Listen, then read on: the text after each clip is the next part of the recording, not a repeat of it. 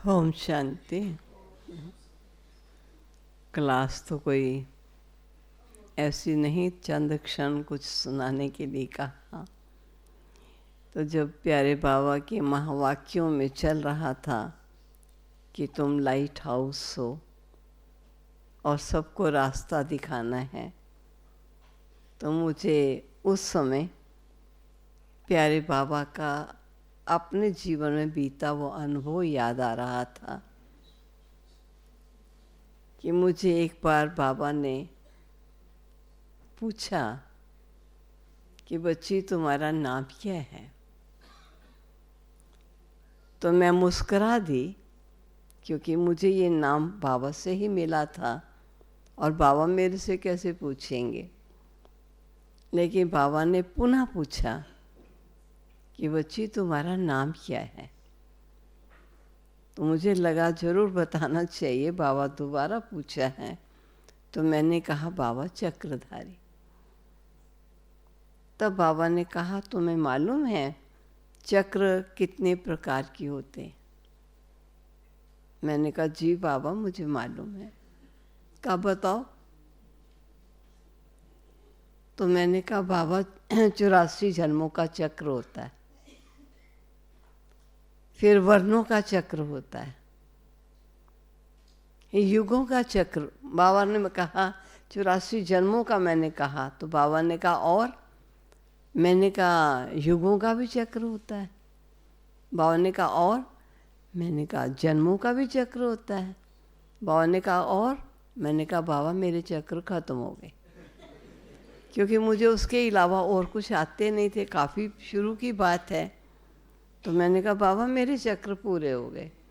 तो बाबा ने कहा बच्ची एक चक्र ऐसा है कि अगर तुम उस चक्र को जान जाओगी तो तुम चक्रवर्ती राजा बन जाओगी। तो मैं बड़ी इच्छुक हुई कि वो चक्र कौन सा जिस चक्र को जान जाने से मैं चक्रवर्ती बन सकती हूँ। तो बाबा ने कहा कभी तुमने लाइट हाउस देखा है। मैंने कहा जी बाबा, क्योंकि मैंने बॉम्बे में देखा था। तो बाबा ने कहा लाइट हाउस क्या काम करता है। एक स्थान पर होते हुए भी वो चक्र लगाता हुआ उसकी लाइट कैसे चारों तरफ घूमती है, और जो भी निश्चित स्थल पर आना चाहता है जहाज, वो स्थल पर उस लाइट के आधार से पहुंचता है। तो तुम भी अगर सुबह 2 या 2:30 बजे उठ करके विश्व ग्लोब पर बैठकर लाइट माइट लेकर लाइट अन्य आत्माओं को विश्व ग्लोब को दोगी, तो बाबा गारंटी करता है कि तुम चक्रवर्ती राजा बन जाओगी।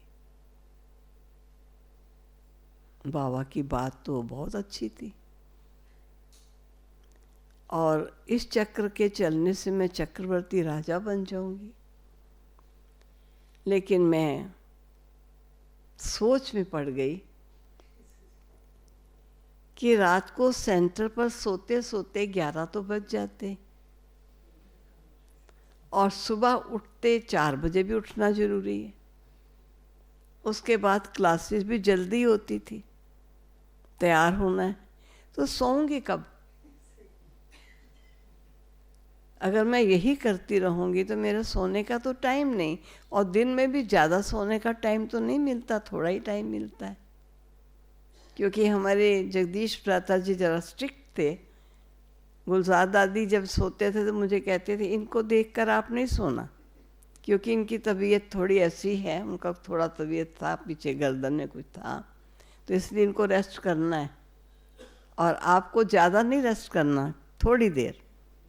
तो ठीक है, अच्छा है, हमारे कल्याण के लिए, बाकी स्टडी करो, ये करो, ऐसे बताते थे। तो मैं सोचती थी फिर सोऊं कब, दिन में भी इतना नहीं रेस्ट मिलना। तो मैं बाबा की इस आज्ञा का परिपूर्ण रूपेण पालन नहीं कर सकी। लेकिन मेरे मन में बाबा की ये बात खटकती थी कि बाबा ने मुझे कहा और मैं बाबा की आज्ञा को मान नहीं रही। और काफ़ी लंबा समय हो गया, कभी उठ जाती थी थोड़ा समय, फिर नींद आती थी। तो मेरे मन में बहुत चलता था कि ईश्वर ने मुझे इतना सहज श्रेष्ठ बनने का रास्ता बताया, लेकिन मैंने बनना नहीं ना, इसलिए तो मैं नहीं उठ रही हूँ।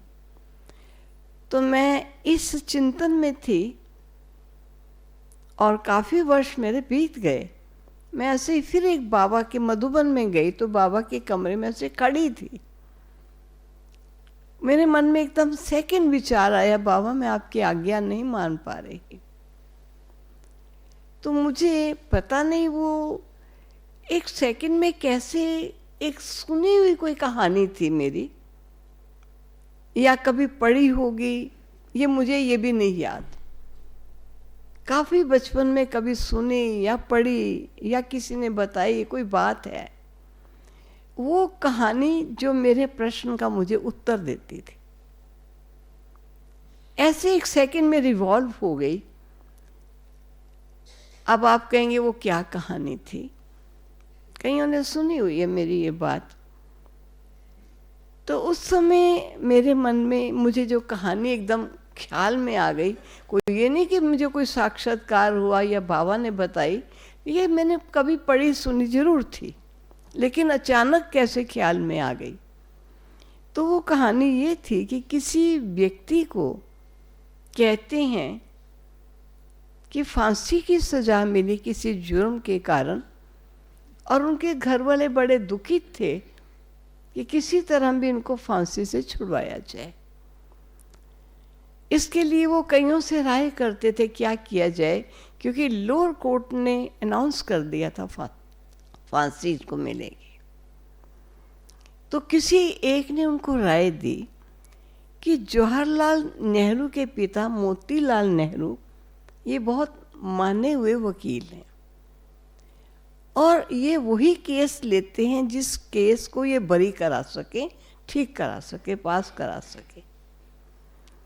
अगर आप अपने आदमी को छुड़ाना चाहते हो तो आप मोतीलाल नेहरू से मिलिए और उनको अपना केस सुनाइए, वो आपको राय ठीक देंगे, और अगर वो बरी करा सकेंगे तो वो आपका केस ले लेंगे। तो ऐसे मौके पर चाहता है मनुष्य घर का सब कुछ निकल जाए लेकिन आदमी बच जाना चाहिए। तो उन्होंने मोतीलाल नेहरू को वकील किया और सब कुछ बताया, और मोतीलाल जी ने आश्वासन दिया कि मैं इस केस को जिता दूंगा। बहुत खुश हुए। लेकिन उसके बाद लोअर कोर्ट के बाद हाई कोर्ट में भी वो केस गया और हाई कोर्ट ने भी फांसी की सज़ा अनाउंस की। तो घर वालों ने कहा देखो आपने कहा था छुड़ा देंगे, वो तब भी कहते हैं मैं छुड़ा दूंगा। आखिर केस सुप्रीम कोर्ट में चला गया और सुप्रीम कोर्ट में भी फांसी की सज़ा अनाउंस हो गई। फिर भी कहते छुड़ा दूंगा, अब कहाँ से छुड़ा दूंगा, अब तो सुप्रीम कोर्ट में हो गया। आखिर फांसी का दिन, फांसी का समय निश्चित हो गया। और पहले कहते थे ना फांसी वालों को उस कोठड़ी में रख देते थे, ऐसा कुछ कहानी है, और उस समय गले में रस्सा डाल के ही फांसी लगती थी। वो खींचता था रस्सा तो उससे शरीर छूटता था। तो कहा कि उसको जब फांसी की सज़ा मिल गई और फांसी का दिन टाइम निश्चित हो गया, घर वालों ने कहा धोखा दिया इस वकील ने, सब कुछ हो गया। लेकिन लास्ट में जब उसको फांसी पर चढ़ाया तो वकील ने, स्टे ऑर्डर होता है उस समय रुकाने के लिए, स्टे ऑर्डर उसको चढ़ाते ही उसको स्टे ऑर्डर ले लिया। स्टे ऑर्डर का लिया हुआ था या ले लिया, कहानी कुछ है। तो उनको उस समय उस फांसी के तख्ते से उतारा। तो मोतीलाल नेहरू ये केस जीत गए थे क्योंकि लॉ में लिखा था हैंग हिम, इस आदमी को लटकाया जाए। तो उन्होंने लटकाया। अभी लटकाया तो इन्होंने स्टे ऑर्डर ले लिया तो उसको उतार दिया। तो जब कहा हैंग हिम, आपने हैंग कर दिया ना, तो अब किस लिए? तो वो जीत गया केस। वो वास्तव में देखा जाए तो उसके बाद भारत के संविधान में परिवर्तन किया गया, हैंग टिल डेथ, जब तक मर ना जाए तब तक लटकाए रखना। ये पीछे उसका लॉ चेंज हुआ, पहले केवल होता था हैंग हिम, तो उसने केस जीता। तो मैंने सोचा कि अगर मोतीलाल नेहरू केस जीत सकता है, मैं नहीं जीत सकती। बाबा ने यही तो कहा ना कि तुम 2-2:30 बजे उठो। मैं 2 घड़ियां रखी, एक 4 बजे का अलार्म, एक 2 बजे का अलार्म। 2 बजे का अलार्म बजते ही मैं उठी, मैं वर्ल्ड ग्लोब पर हूँ, लाइट माइट ली दी और सो गई, कहीं नींद खुल भी ना जाए। बाबा ने ये थोड़ी कहा है लाइट माइट देती रहना 2 से लेकर के, देना कहा है, मैं दे दी। तो जब वो केस जीत सकता है, फांसी के तख्ते से छुड़ा सकता है, तो मैं क्यों नहीं केस जीत सकती? लेकिन जीतने में बहुत लंबा टाइम लग गया, केस बड़ा लंबा ही हो गया। अब बाबा जाने, क्योंकि उससे तो पता चलता है कोई महाराजा महारानी तो मैं बड़ी नहीं बनने वाली, लेकिन छोटा मोटा कुछ शायद पद मिल जाए, क्योंकि अभी भी कई बार मिस हो जाता है, अभी भी। जबकि मालूम है कि थोड़ी देर में उठती हूँ और लाइट माइट लेती हूँ, देती हूँ, मैं ज़्यादा टाइम नहीं, ताकि नींद खुल जाएगी, दोबारा आती नहीं है। फिर बुजुर्ग होता जाता है ना आदमी, एक बार खुल जाए पुनः नहीं आती, तो इसलिए मैं खुलने ही नहीं देती, कोशिश करती नींद में जल्दी जल्दी लाइट माइट ली दी और सो गई।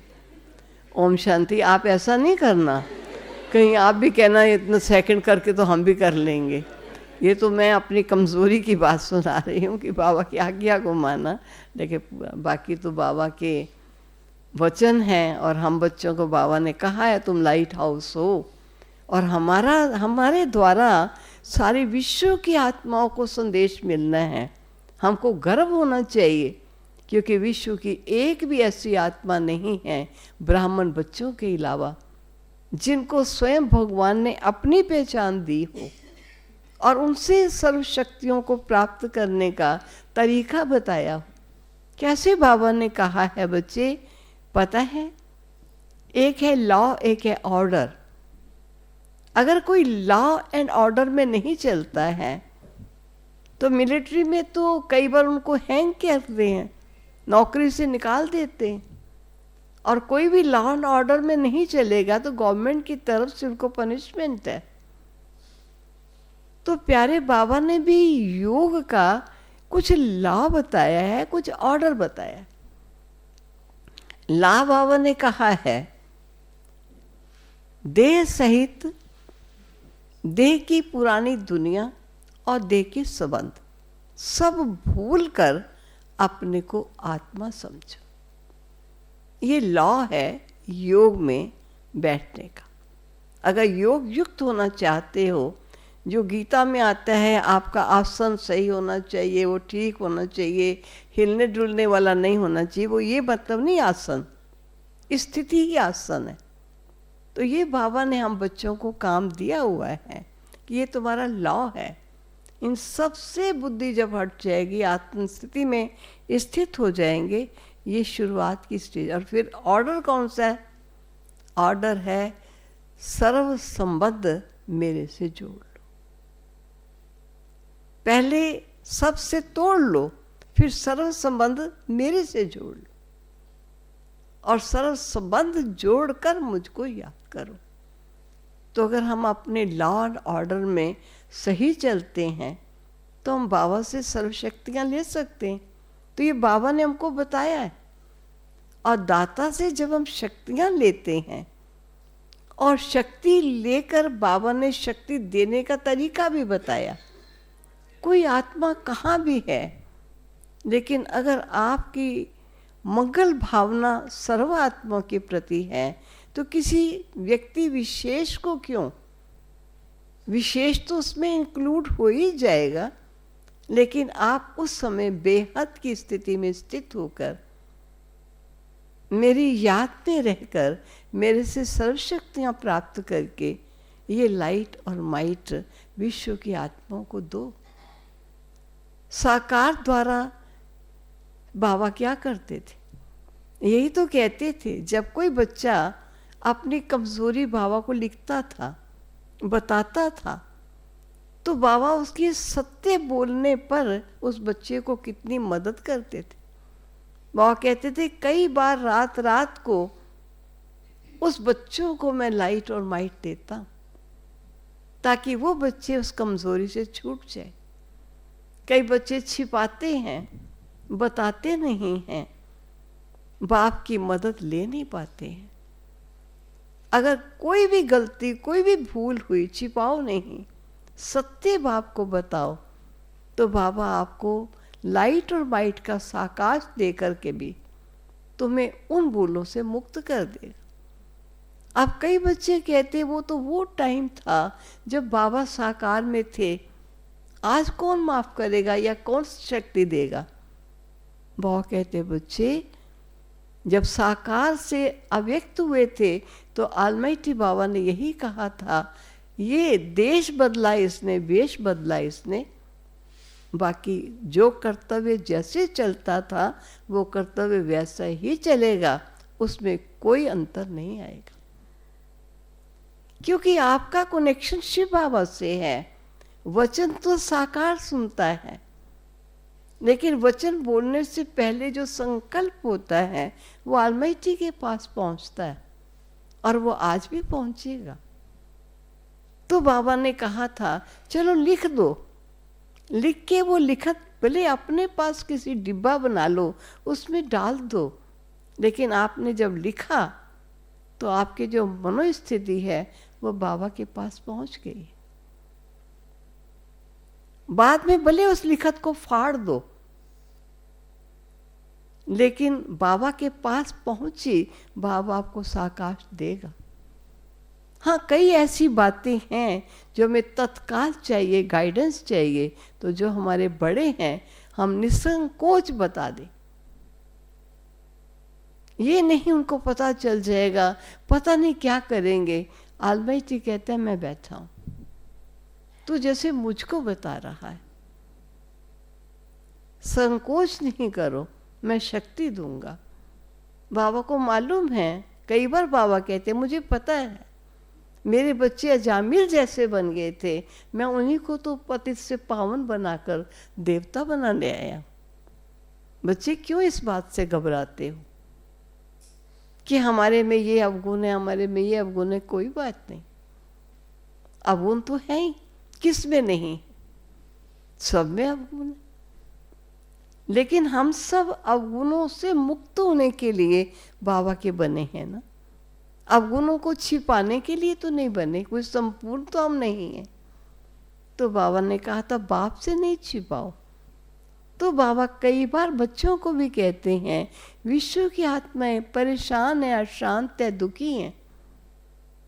तो बाबा कहता था बच्चे, तुम बच्चे उनकी आवाज़ों को नहीं सुनते हो। और एक बार बाबा ने हमसे मिले थे, तब बाबा ने मुझे जो कहा था, मैं केवल वही बात सुनाती तो लंबी नहीं सुनाऊंगी। तब बाबा ने कहा था जब बच्चों के अंदर स्नेह सर्वात्माओं के प्रति होगा, दया होगी, रहम होगा, करुणा होगी, तब मेरे बच्चे दुखी और परेशान आत्माओं की आवाज़ को सुनेंगे, तब उनको साकाश देकर उन आत्माओं को दुखों से मुक्त करेंगे। ये तुम ही मेरे बच्चे कर सकते हो और कोई नहीं कर सकता है। बाबा भी अपने बच्चों के द्वारा ये कर्तव्य कराता है, ताकि जो करेगा सो पाएगा भी। तो बाबा कहते थे इस प्रकार सर्व विश्व की आत्माओं को अपना मित्र बना लो। बच्चे, कोई टाइम ऐसा आएगा कि करोड़ों आत्माएं चोला तजेंगी, जन्म नहीं होगा, मुक्ति का द्वार नहीं खुलेगा, भटकेंगी वो आत्माएं, तंग करेंगी, दुख देंगी, आपको श्रेष्ठ कर्म करने नहीं देंगी।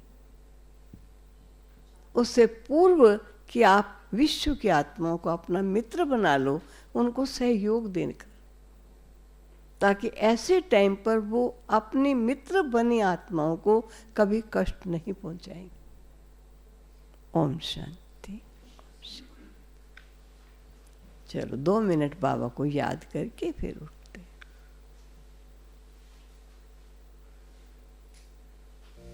मेरे दिल ने यही बात दिल से कही,